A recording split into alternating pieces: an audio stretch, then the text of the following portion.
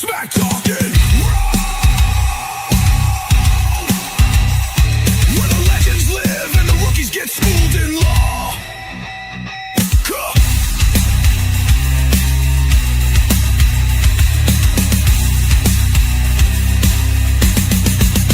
This ain't just talk. This is smack talking raw. You ready, Pinky? Judge always Ron. Let's lay the smack down. Boom.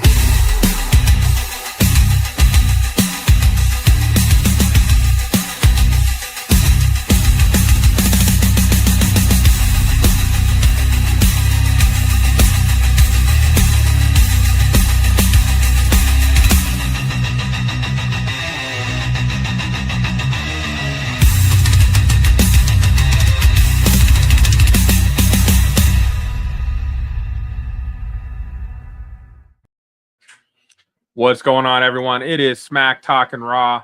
I'm Pinky. We've got Ronstradamus back in Colorado. What's going on, partner? What's going on, Pink Daddy? What's going, man? I'm gonna tell you like this. I come back to Colorado and all of a sudden stuff just goes foul. Straight up foul. Broncos lose. Okay, we needed that to get our heads out of the atmosphere. We kind of needed to lose. We didn't want to lose to the Jaguars like that. But it's okay because we'll see them again and we're going to punch them straight in the face. So that's number one. Number two thing that happened is we have a situation to where I'm playing fantasy football. I got my team on right. My team is on lockdown, ready to make some things happen. And at the end of the day, sorry, my dogs is barking. That's another thing that's going wrong. Somebody's coming into the house during the middle of our show. No, the dogs will start barking. So anyway, so then I'm rocking my team, getting it ready. Kincaid for Buffalo. They don't come with it. He gets 0 points. But I'm going in and I'm up 22 points going into the Monday night game. So I'm not going to watch the game because if I watch the game, I'm going to be in a situation. So I would peek at it. So in the first quarter, Christian McCaffrey's got 10.64 points. And I'm like, oh, man, this is looking bad already. So then I turned it off. I said, I ain't going to look to the end and I'll see what happens. I look about 5 minutes left in the game, and he's got 30 points, 31 points. I am up in the damn thing, and all of a sudden I'm eliminated from the game because of Christian McCaffrey. So I am not a Christian McCaffrey fan. He is out of my life now forever, and that's what I got to say about that. Eliminated from the whole fantasy football. Well, actually, I'll be in the third place game. But that ain't it, man. You don't get no trophy for third place. Nope. Nobody remembers third place. Yeah, right. I had Christian. I was down 9 points. My opponent had Jonathan Taylor, and I had Christian McCaffrey, and I ended up pulling out the W. Let's go. So Christian McCaffrey's all right in my book. Man, I'm gonna tell you like this. For all of y'all out there that's watching WWE. We're going to talk about that in a minute because I have this thing called the Ron Rant. We're going to talk about it.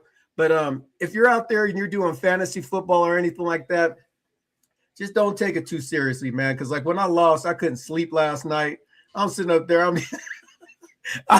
I'm dejected. I'm in a situation to where I'm like, man, if I'd have done this, if I'd have made this trade, if this person would have done that. Anyway, long story short, we lost, so we're out. How has your week been, Pinky? Well, last night was great. I got in the finals in 2 leagues, and I won like 4. We already talked about that. The other things, other stuff. I'm good. I'm good. I can't complain, man. My new job is great. We're rocking and rolling. It's all good, baby. So let's talk some WWE. Let's get rolling. Let's do it. So for everybody that's watching today, we're just two wrestling fans that have a podcast, Smack Talking Raw. First of all, hey, Samuel, get it, baby. We're just two wrestling fans that love this. We get on the program. We talk wrestling. We get out here and make sure that we got things. What's up, Matt?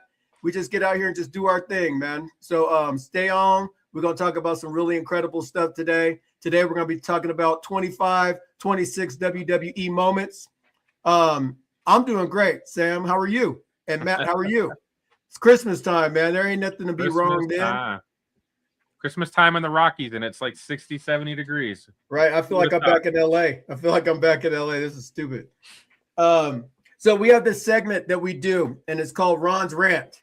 And so before we get into the 26 best WWE moments, I'm going to have my rant of the day. So my rant of the day is Triple H and WWE, you have taken too long of a freaking break from the bloodline. When the bloodline was kicking it, you guys wrote it all in and you said, we got something that's gold and we're going to carry it on into the future. That ain't happening no more, yo. So we got champions. We got Cody Rhodes, who's a champion that ain't doing nothing. He's been fighting Drew McIntyre since CM Punk stopped fighting Drew McIntyre. They've been in this categoric fiasco for the last. Drew McIntyre hasn't beaten Cody once. How in the hell can you be in a feud where you have not won? So that's number one. Number two, we got Gunther. Gunther's coming out, and I remember when Roman Reigns beat The Undertaker, which is what Triple H was trying to just accomplish, getting that big old pop of hate for Gunther. It ain't working, bro. Austin Theory, they try to get him to be the mass superstar, the mass singer. Give him a microphone, let him go to Fox. That at the end of the day, there ain't stuff happening. There's nothing happening. We're not bringing up any young guys. We brought up Javon. We brought up Austin Theory, we brought up Braun Breaker, but at the end of the day, are they needle movers? I don't think so. So the thing that's really important is to put, as a fan of WWE, the best way to get better product on TV is not tune in.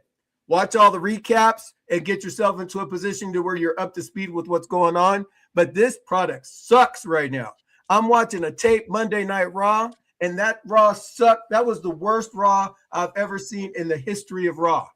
When Shawn Michaels was fighting Doink the Clown and all that sort of stuff back in 1989, that was way better than what we saw last night. It was stupid. It's ridiculous. And I'm done with my rant.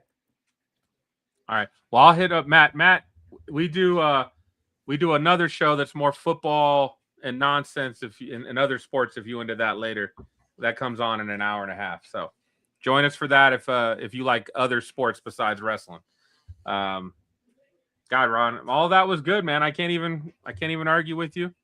So I'm sure this will get you fired up because I thought there was quite a few things on this list that just don't seem right.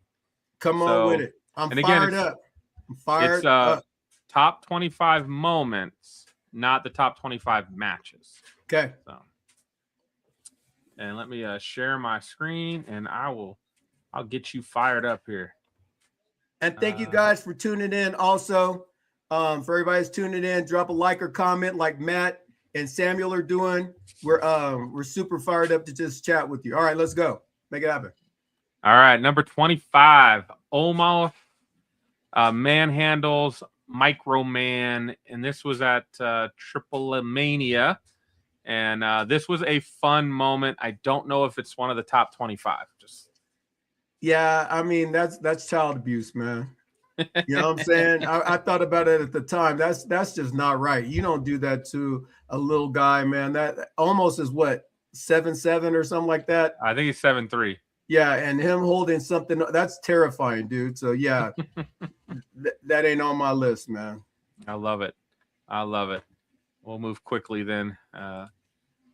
This is SummerSlam, if I remember right. And I love Jacob Fatu. I thought this was a crazy cool thing that he did, but I hated this match in general. So I don't know why this is on the list. Yeah, this was not memorable to me because I hated the match so much.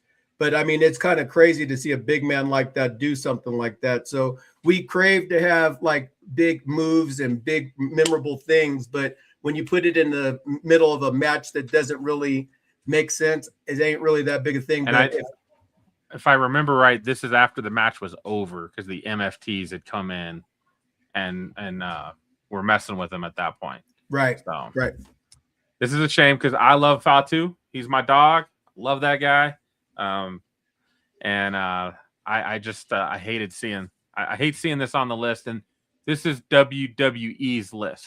So this is actually them, not Bleacher, not ESPN. This was WWE, and they put it on YouTube. No wonder they're programming to suck this year. Freaking Paul. All right, next. We got Gunther retiring Goldberg.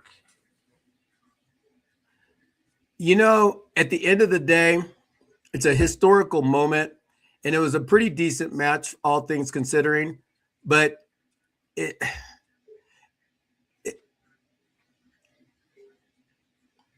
I think Goldberg should have retired like 10 years before this. So him having a last match, whatever, took a little of the static away from me. What about you?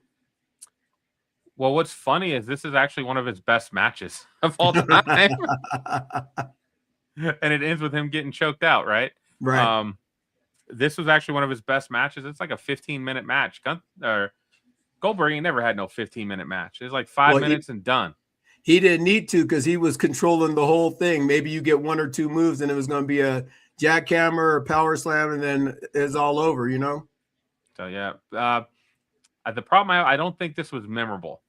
And that's where I do think it deserves to be on the list. I'm glad it's towards the end, but it's just you kind of forget that it happened. Becky Lynch returns at WrestleMania. I love Becky Lynch. Becky Lynch is she's actually brought quality wrestling back to the women's division this year. But as far as being a memorable moment, I wouldn't have remembered that Becky made a return at WrestleMania. It doesn't stick out to me at all. I think that they screwed Bayley on that one because Bayley was supposed to be in that tag team match. That's what more sticks out to me, not with who took her place. Because then she won the titles with Lyra, and the next night they lose the titles, and then she turns heel. It was too quick and didn't have enough burn to me. Right. I don't think it built on that friendship with her and Lyra enough. And then, but I'm so glad Becky Lynch came back this year because she is the best heel on the women's program. Her feud with Lyra is great. Her current feud with Maxine is awesome. I think she lifted Lyra Valkyria's stock so much, and she's done the same thing with Maxine. Maxine has had some great promos. She's had great vignettes with her training with Natty. Like, Becky has done such a great job of lifting both of these girls' stocks. I'm hoping she gets back into the main event picture and out of the intercontinental title scene. She deserves it because we need her against Liv or her against Stephanie or her against Tiffany, her against Charlotte. Like, well, peep game though. How does she get out of the intercontinental loop though? Because at the end of the day, if she loses to Maxine or Maxine Dupree or whatever, how does she go up to the main level if you lost to the intercontinental champion? So that's another thing. It's like you've booked yourself into a corner. And if you book yourself into a corner, how do you get yourself out? Now she's going to be the crazy girl. She takes the powers of Bayley and she's like, one day she's happy and one day she's unhappy. And then she's mad and she's sad and all that. Like, the booking doesn't make sense, Triple H. Oh, I just want to understand. You know what I mean? I want to get to love the product again, man. I was going to say, Ron, you're the writer in this group. You write it up. You tell the people how it happens. But that's what needs to happen because she is a great antagonist. She can absolutely have a feud with any of the major women, make it interesting, make it fun, and make us care. And I think that's important. I think that what would be neat to have happen is have Finn Balor somehow beat CM Punk for the title. Seth Rollins comes back and he gets enthralled with the thing with Judgment Day. And then Becky Lynch and Seth Rollins then are attacking the Judgment Day, and that just puts her naturally into the top conversation. That's the only way I can see her really getting in there in that regards. Okay. Well, at least there's some chance. So you're saying there's a chance? I don't know if you remember this one. Yep. Hardy Boys won the NXT tag team titles shortly before their final match with the with the Dudley Boys. Yeah, I mean, it was cool, not memorable to me.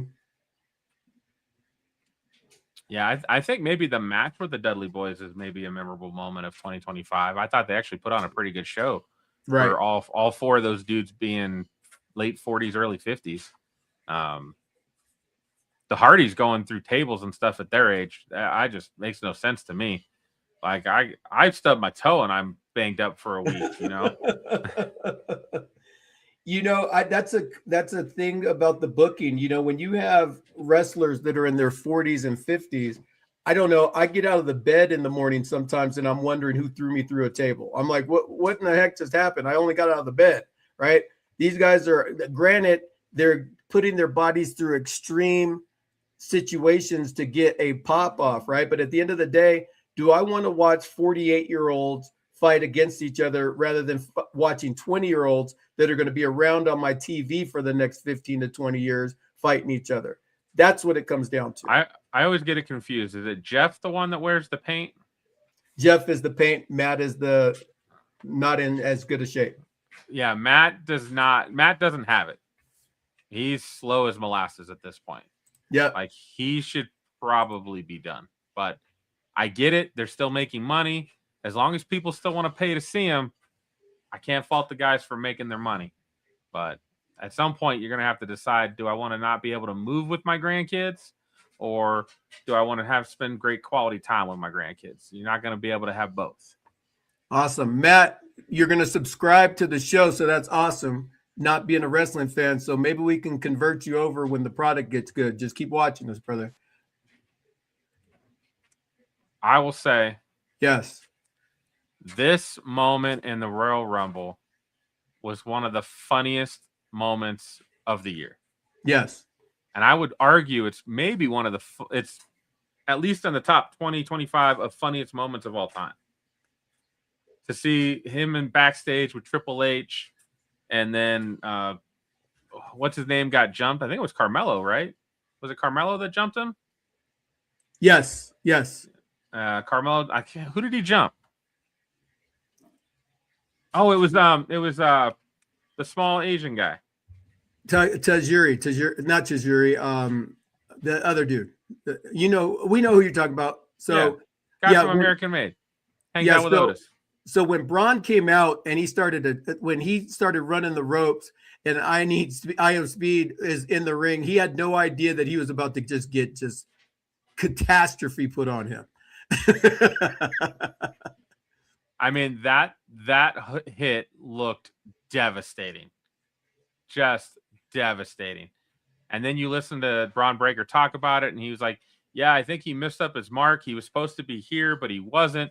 So then when I hit him, I'll just be honest, I don't think I've seen Braun Breaker hit the ropes that fast, that hard ever. Like, I mean, he hit some pretty damn good, but like, I feel like if we timed it, that was the quickest he's ever done. And he would have put him through a wall. That's how. What number is this on the list? 1, 2, 3, 4, 5, 6, 24. Okay. No, I'm sorry. 20. See, that's 25, 24, 23, 22, 21, 20. Okay. So I think that's pretty good. I think this was a really good moment. I do agree with it being on the list.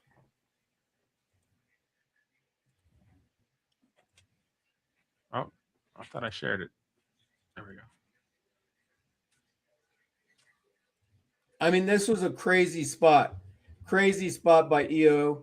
She gets up there with a trash can. But the thing that turned me off about this, and I don't know, for those of you that are watching the program right now, if you see a trash can with a person's name on it, do you not know that they're going to use the damn trash can in some capacity? There was no hidden vigor about it. They were going to use the trash can. And that's what took it away from me. It's like, how many times did she practice with this trash can? It didn't seem impromptu at all. It seemed completely scripted. Well, she did not practice with the trash can because you just can't. But she did this last year. So that's where, again, it's like, okay, it is still a cool moment. I do love that it's got her name on it. I love Io Sky. I think I would vote her, and we'll probably do it next week, but I would probably give her the award for Best Female Wrestler of the Year in WWE, right? I think probably would agree Toni Storm outside of Toni WWE. Storm is the best woman in the world right now. Even though Mercedes has all the titles, Toni is the one that makes me go over to the other side. That's for sure. Right. Full show. So hopefully we'll get some more crazy cool stuff for Io Sky in 2026. We'll see how long this new women's tag team division stays going for. I think we were recently talking about your girl, Maxine. See, I gave you credit. Your girl. You like that? Well, you know who the ultimate my girl is, so don't even try to play me, sucker. Sucker. No, I'm just playing. So yeah, Maxine Dupree, she's come a long way in the last few years. I remember when her and LA Knight were trying to get the Alpha Academy together, and they were doing this.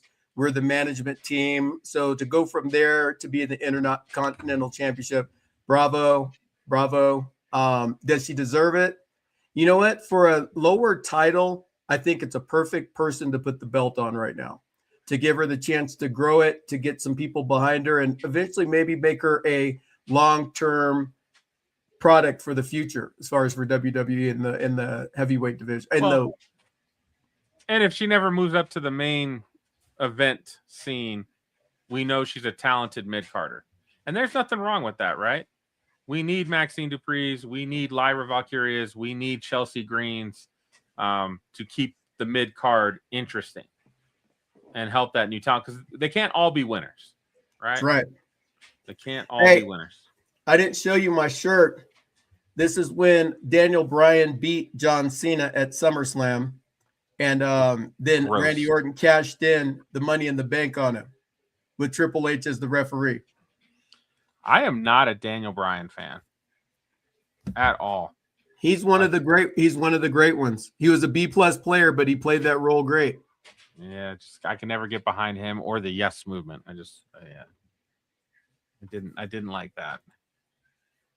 I think this is one we can both agree on. Sucked. Brock Lesnar returns. Big moment. You know, the thing that really bugs me about this whole thing is there is no payoff. All of a sudden, Brock Lesnar comes back. He kicks John Cena's butt at SummerSlam. At WrestlePalooza, he comes and beats John Cena in a few minutes. And I thought there was going to be one last match where John was going to be able to stand up to Lesnar, and there was no such thing. I was at the SummerSlam where Lesnar suplexed him 16 times. That was crazy. Crazy. And there was no payoff for John in regards to that. So where do we go from there? You know, does Brock Lesnar say, okay, Gunther, you beat John Cena. I did too. Let's get it on at WrestleMania. Does that make me want to tune in for that match? So Cena was on the Chris Van Fleet show the week prior to his match. And he talked about Brock Lesnar coming back. And he said the whole WrestlePalooza thing was A, trying to get more eyes on WrestlePalooza ESPN, right? And then B, making Brock Lesnar look like a beast for next year, which John kind of alluded to. It might be Brock Lesnar's retirement match in Minneapolis in SummerSlam against a big, badass opponent. That you got to make Brock look strong in order to make the guy that takes him out look even better. So from a business, John talked about it as it was best for business, which is something that you'll hear those John, The Rock, a lot of them will talk what's best for business.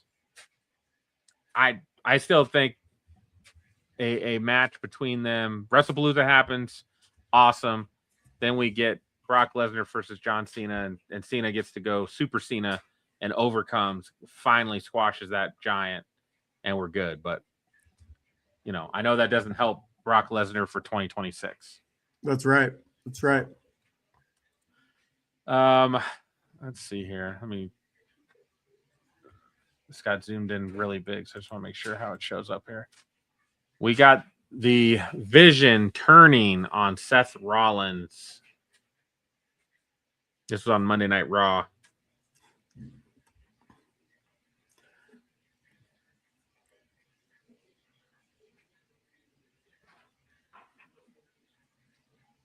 What does that say? IBUB. I don't know. He's maybe pocket typing. Yeah, that's a pocket dial. That was good. I like it. I'm trying to put words together. I'm like, jiba, blah, blah, blah. So on this, we kind of already knew that Seth was hurt. Like a lot of people, it was on the dirt sheets and everything like that. So when the Vision turned on Seth, it was a product of Seth being hurt, which had to shuffle everything. You had to get Logan Paul to be a part of it. You have the Masked Singer coming out. You have all these different people that were affected by this move. So was it a big move? I guess it hasn't played itself out enough to play that out for me. What about you? I mean, I think it's a big moment of the year. I do think it does qualify for that because this is but they had to do it, right? Because he was going to be injured. He's out until they're saying he might be back by WrestleMania. He finally got out of the sling because he's been on Good Morning Football the last 2 weeks without a sling on, so he's gotten out of that. So I think he's getting better. But when you know how a shoulder is, man, it can take a while for that to get right to where he can get back to doing the things he can do. So. Man, I tore my rotator cuff in 1991, and I'm telling you, 34 years later, it still don't feel right.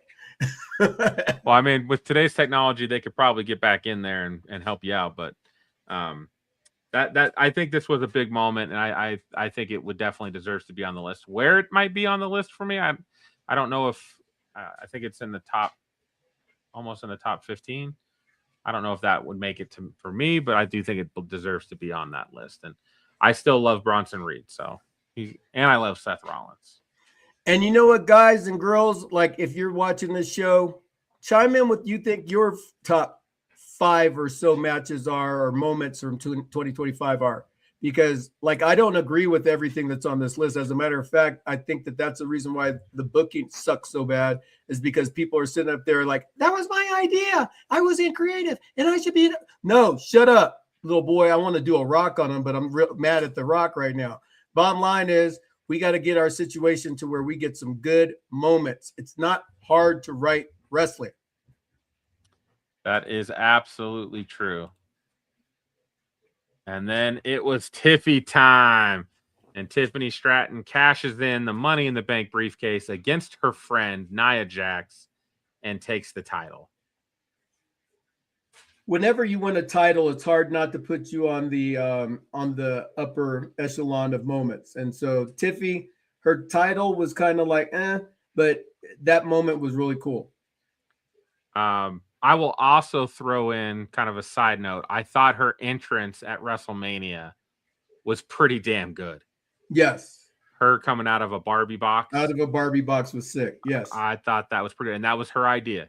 So kudos to her. I love this too because I just thought they played this really well from a story perspective. Of if she had the briefcase, she was tagging along with Nia everywhere. You had that like, is she going to cash in on Nia? Is she not? They had those kind of moments where she looked like she was going to cash in, and Nia was like, no, and then she finally does on Nia. And then she had a pretty good title run, in my opinion. The best you can have on SmackDown, because again, I don't think there's a lot of competitors on SmackDown in the women's division. So I thought she did okay, but I did think this was a pretty damn cool moment. And I'm excited to see what Tiffy does as she comes back from her, short period of time off. You're such an optimist.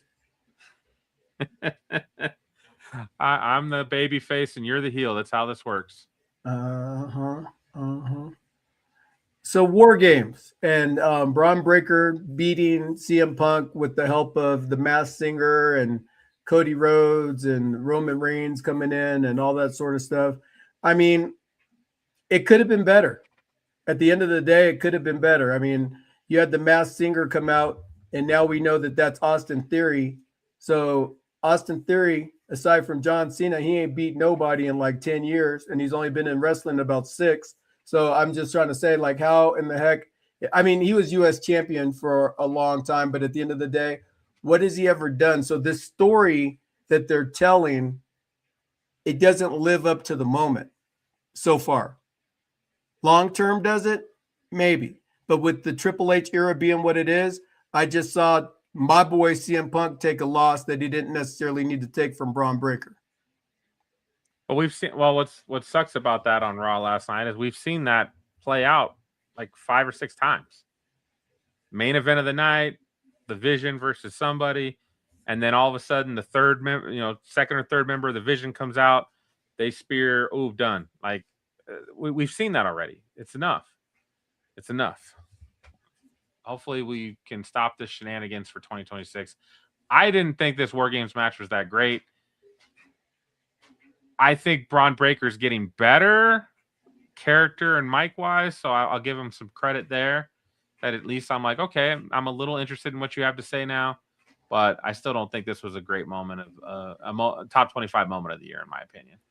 No, and it's like after watching Blood and Guts, the other organizations, I mean, like sometimes there's a little bit too much, but then there's not enough, right? Why put them in the cage if they're not going to bleed?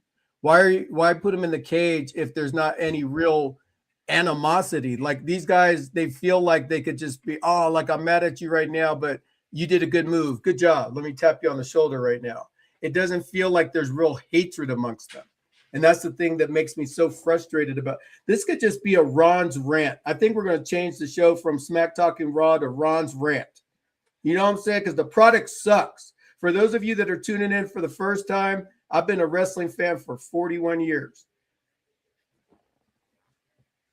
41 years.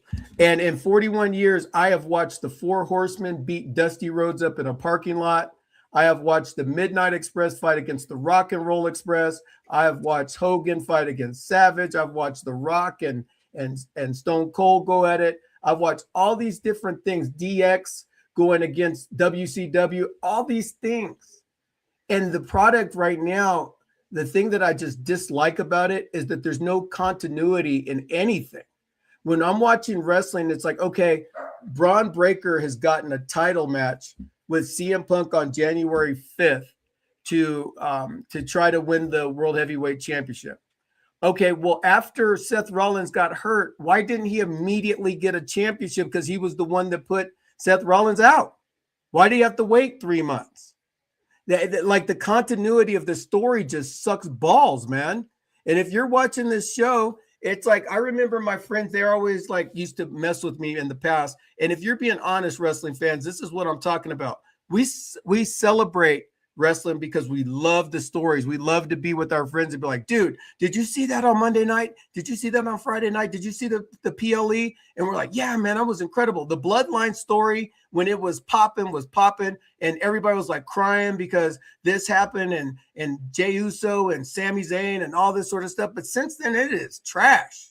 And so because it's trash, what happens is we sit here and pay our monies to go and see it, and we go and watch trash. We got to stop watching trash. And the only way to get out of watching trash is to opt out for a little bit. You opt out for a little bit and just follow programs, and you'll see, okay, it's getting better, and you hear a buzz. Then tune back in. But if you continue to buy into the program and this is awesome, this is awesome. What is awesome? What is awesome? There's nothing on the program right now that is awesome. This is mediocre. You know, that's what I more want to chant about things. They're not pushing the Carmelo Hayes. Where in the hell is Trick Williams? Where is Obafemi? So, Trick Williams is coming. Trick Williams is coming. That's the rumor. That's why he's not on NXT anymore. He's coming. But that's what they did with him. They're a year too late on Trick Williams. But anyway, long story short, I'm going to watch professional wrestling till I die. But right now I feel like I'm dying. So I'm trying to get some resuscitation into the program because I don't want to die watching a crappy ass product. They have so many gifted superstars right now that they have available to them, especially the younger stars, and they're not building them because Triple H has gotten complacent. And in his complacency of his booking right now, we got a moment of Braun Breaker spearing CM Punk after the Masked Singer came into the ring to try to get this victory. And where does the Masked Singer fit into this? On Monday Night Raw, they're talking to Paul Heyman with the rest of the group, and they're like, we don't trust him. We don't want him. Well, okay, that's a great plan. You're the heels. You're supposed to have the ultimate plan. Okay, I'm going to put myself on mute. I need a timeout. I'm going to make you happy on this next one. This next one's going to make you smile. I promise. Okay. Pinky promise. Naomi cashes in Money in the Bank and wins. That is your Women's Wrestler of the Year right there. She made wrestling interesting because When nobody thought she was going to cash in, she cashed in a match that was already awesome, and she made it better. And she said, "Deuces, I'm getting pregnant, and I'll be back next year to beat whichever heifer still has my title." Know what I'm saying? If she hadn't gotten pregnant, I would absolutely agree with you that she was the wrestler of the year. This is why I would still give it to Io Sky. But Naomi was winning that MVP race until she got injured. So, yeah, that was we were together on that match, and that match was fire. We freaked out because it was such a great match, and then Naomi had already been put through a table by Jade, so we were like, oh yeah, they're like. That didn't even cross our mind that Naomi was going to come out and cash in. That may have been one of the best bookings that they've done all year. One of the best moments of 2025 is that right there. I think this would be in the top 5 for me. For sure. And I don't know what my buddy Caleb, he hates Naomi. He doesn't like her at all. I think her whole heel turn was fantastic. Her stuff with Jade, her stuff with Bianca, that whole turning of her character, this whole proceed with caution stuff, like I thought it was amazing. And I thought all of her work in the ring was great too. So kudos to Naomi. I'm glad she's taking some time off to start a family with Jimmy. And we'll look forward to seeing her when she comes back next year. Yeah, because like for so long they held her down.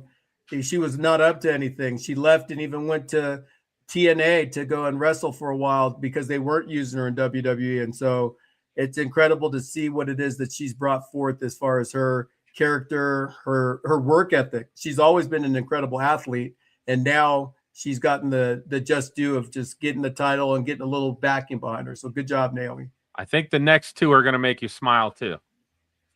I promise.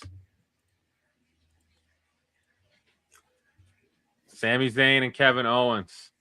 And this was at Elimination Chamber, and damn, that was good. And to think this was the last time we saw Kevin Owens this year. Yeah. And he was injured before this.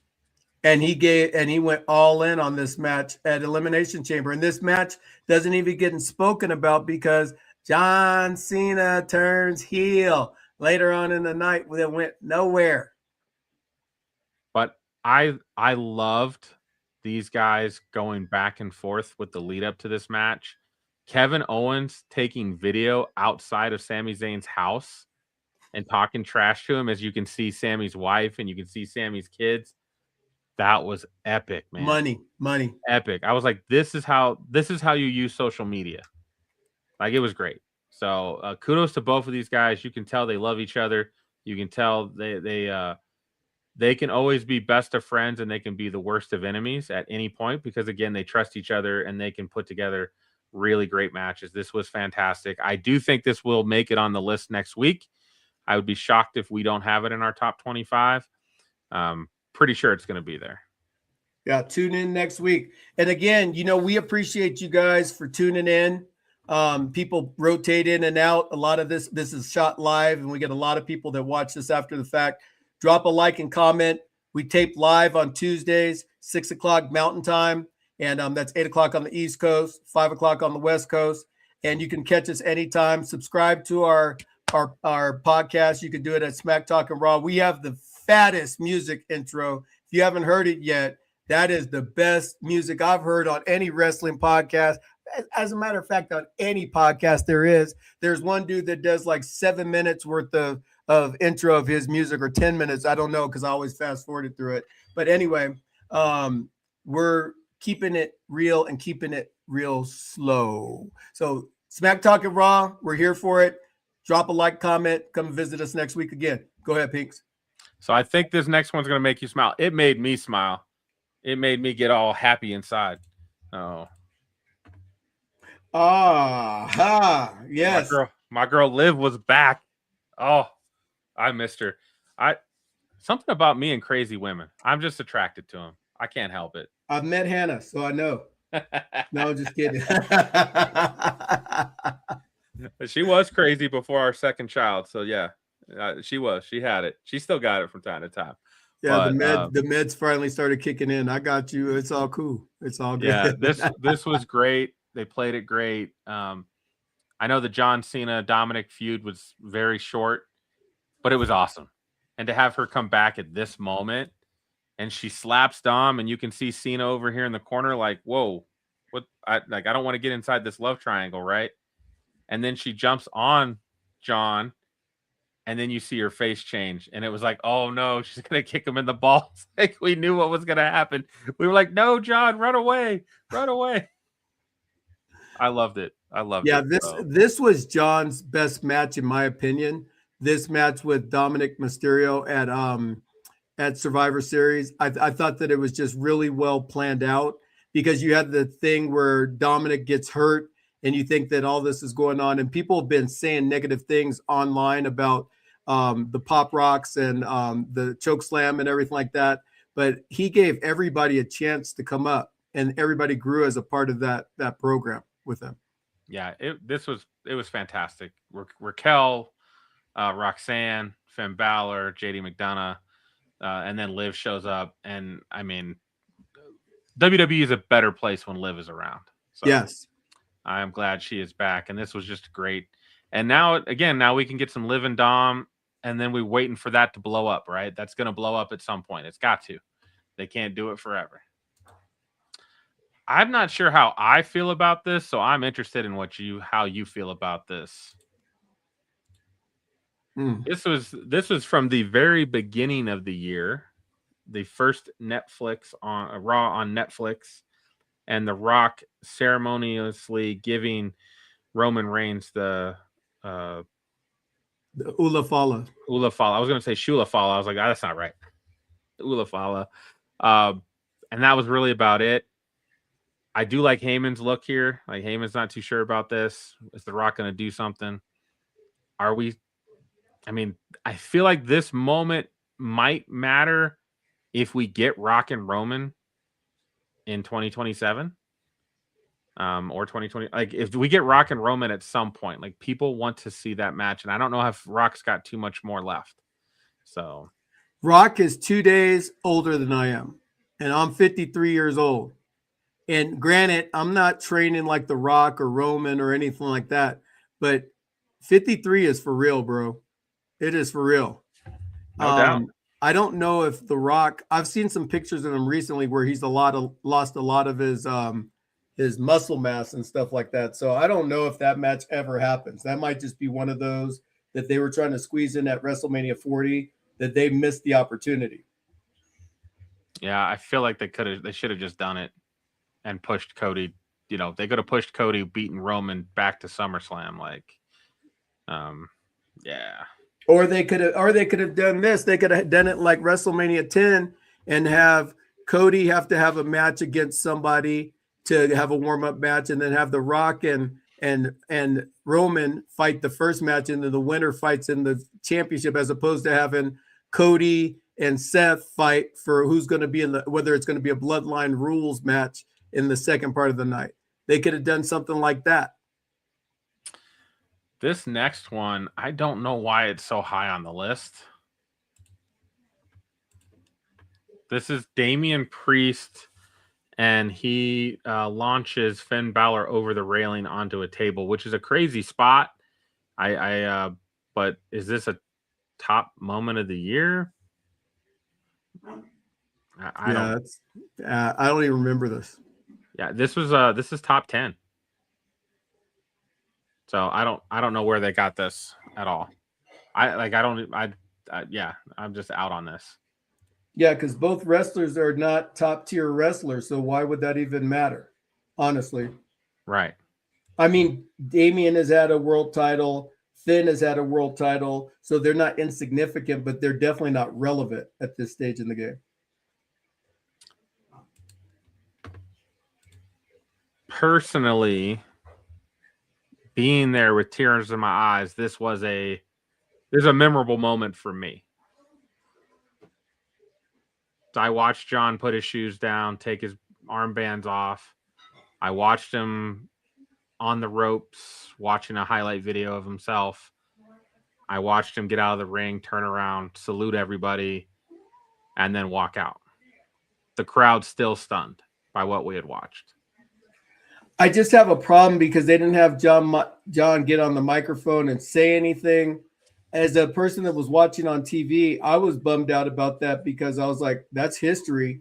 You know, the thing that I remember about, and this is, we have a few minutes, so I'm just going to rant for a couple minutes. So John Cena, I'm a big Kobe Bryant fan.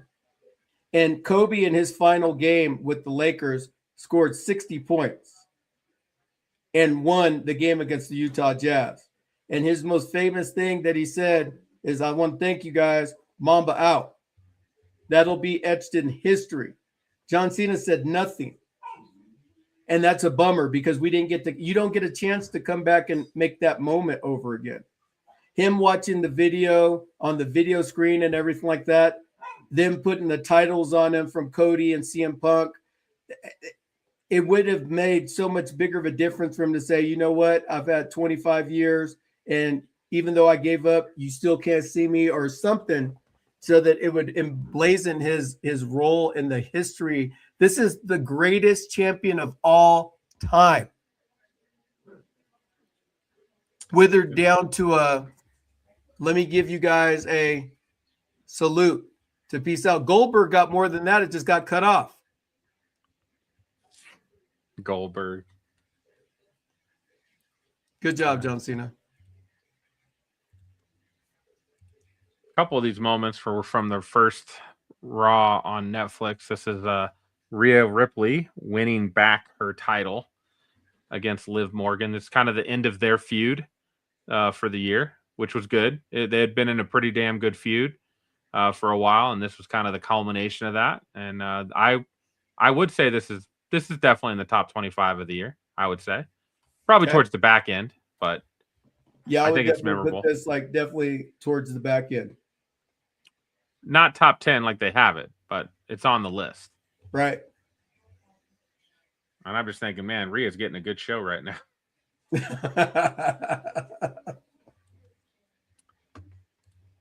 The heist of the century. Seth Rollins. Actually, I'm sorry. This is not the heist of the century. This is Seth Rollins winning the main event of night one, where Paul Heyman hit CM Punk and Roman Reigns in the nuts, which I feel like is a memorable moment of the year. Paul Heyman turning on Roman Reigns and CM Punk was memorable. I would have to agree for sure. So, let's see. AJ Lee comes back. This was the Chicago SmackDown. Chicago got a good SmackDown. It was the last John Cena's last appearance on SmackDown. He wrestled Sami Zayn for the U.S. title, and then later in the evening, as Becky Lynch was slapping CM Punk around, AJ Lee came out. What did you think? I thought that AJ Lee's comeback has been good, but Becky lost the Intercontinental Championship. So what? I feel like they would have been better continuing their feud with Becky with the title and letting AJ Lee win it. But having AJ Lee help Becky lose was at least something. Yeah, I'm just and we don't see AJ on TV very often, so she's more nostalgic than anything right now. So it's cool to have her back, and she's a married girl now. So at the end of the day, I don't look at her the same when she was the crazy wacko chico or whatever that skipped around the ring and everything like that. Well, she still plays that well. Jey Uso defeats Gunther at WrestleMania and celebrates with Jimmy and solidifies his main event status.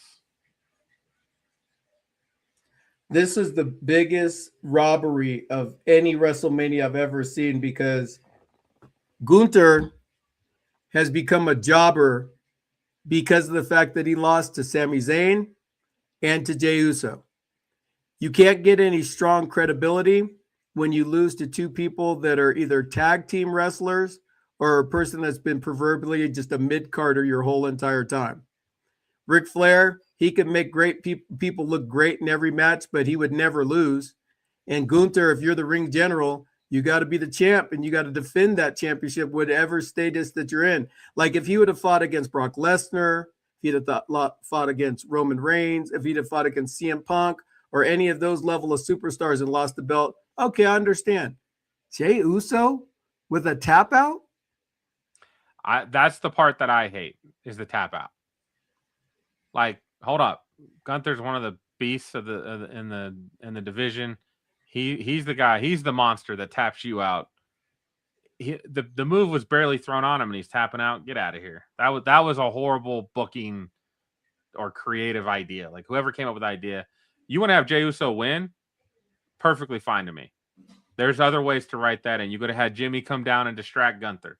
You could have had Gunther get too confident, turn his back, and the next thing you know, Jimmy or Jay hits him in the knee or something. Like there's ways to make it where Gunther doesn't look weak but still loses versus making him tap out like a bitch. Right. So this one does make me smile. Match was awful. We can agree with that. John Cena and Cody agree with that assessment. But this moment is beautiful. The moment of him winning number 17 was awesome, but that was one of the worst matches I've ever seen. That was definitely the worst heavy. The only one that may be worse than that is Hogan versus Bundy, WrestleMania 2. I think Hogan's been in a couple bad ones. But yeah, this one was the match itself was not great, but it led the follow-up because of how bad it was. I think it makes the SummerSlam match even that much better because that SummerSlam match is banging. Yeah, the SummerSlam match, there was nothing wrong with that. That's for sure. And then we've got 2 left. So you can imagine what the 2 moments of the year are. The moment that will make you hate Seth Rollins for the rest of your life. Forever. He's dead to you. This was great. It was great cinema, great storytelling. I was fooled. They got me. They didn't get you. You knew. And you knew. As soon as he came out, you were like, that son of a... I know before then, friend, you know I called it right at Saturday night's main event. You're like, Seth Rollins got hurt. I'm like, no, he didn't. And you're like, yes, he did. They've reported this and this and this. And I listened to this report and Bleacher Report and 16 other things. I'm like, bro, he didn't get hurt. It's going to be a catch-up so that he can catch CM Punk or Gunther and you're like, okay, we'll see. He comes walking out and I'm like, this son of a bitch. I loved it. It was great. It was awesome. Our buddy Shan was actually at SummerSlam, so he had a great view of that. Shan, you need to be watching our program, bro. You're one of the biggest wrestling fans I know. We need to have you dialed in and here on the show. Let's get it. And the number 1 moment of the year. What comes after is a travesty. But I think this moment was the best moment of the year. And yeah, it gave us, there was so much like what's going to happen next. Like I think that's what really makes this moment is at that moment in time, what happens next? Where are we going from here? And the answer is nowhere. Right. And John Cena did talk about it. I don't know if you got to catch it yet. He was on the Cody Rhodes podcast for his first interview after Saturday night's main event. And he talks about this and you can tell one of the quotes he talks about is the 2 main guys. He actually said the 2 main guys with their dick in the dirt, the guys who were in it, never stopped to even contemplate what do we do if we don't have The Rock and Travis Scott? Because they were supposed to be part of this. Nobody in creative had the idea of what do we do? So now John says in that interview, if The Rock and Travis Scott had continued into this story, they probably don't get Randy Orton and John Cena. They don't get John Cena and CM Punk, and then you maybe don't get the same SummerSlam match with him and Cody. Rhodes. So there's some things that may have changed had this story continued. Now, I still think there's that, like, man, I kind of wish I would have still seen that story, though. But it made me go, okay, I guess he's right. And John Cena mentions in that interview, I recommend everybody to check it out. They talk a lot of different things. It's just really cool to hear some of it. And one of the things I thought was really cool with John Cena had mentioned, one of his favorite moments of his entire career is the feud this year with CM Punk.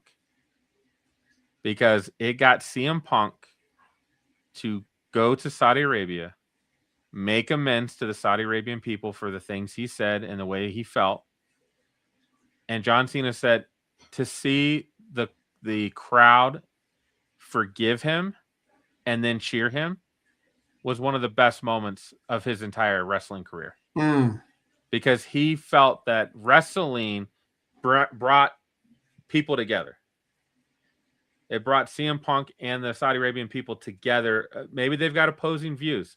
Maybe they still have opposing views, but they can at least agree to disagree with each other on an even playing field, right? For one night. No hate, right? No hate. And he said that was a beautiful thing of this year. I also did enjoy, he did make some comments about Gunther and how much he respects Gunther. He's like, Gunther and I see things differently through different lenses. He may not say some of the same things about me, but I respect that guy, and that guy believes in this canvas. Like, that guy is all wrestling. He is all business. And it was like, I really enjoyed it. I like Gunther a lot. And so I was like, I know he's like, he choked out my boy. He did it. He made himself a big heel. He's getting some heat. I am hoping that they do something with it. Not yet, but hopefully soon. But it was good to hear John say some of those really kind words, and that maybe makes sense a little bit more about why he chose Gunther as his last opponent. Well, man, this is a great list. And next week we're going to come with the top 25 matches of 2025. And it's going to be hard to find, my friend. So before we close up the show, you told me there was one moment in the year that you thought should have been on this list. True. And which moment was that? That was the ladder match between Kevin Owens and Cody Rhodes. That match was stupid. Everything they did inside of that match was brutal. This match was brutal. I don't remember it the first time because I was way drunk. This was actually on my birthday, so I will always remember, hey, Cody Rhodes beat the crap out of Kevin Owens on my birthday. It was great.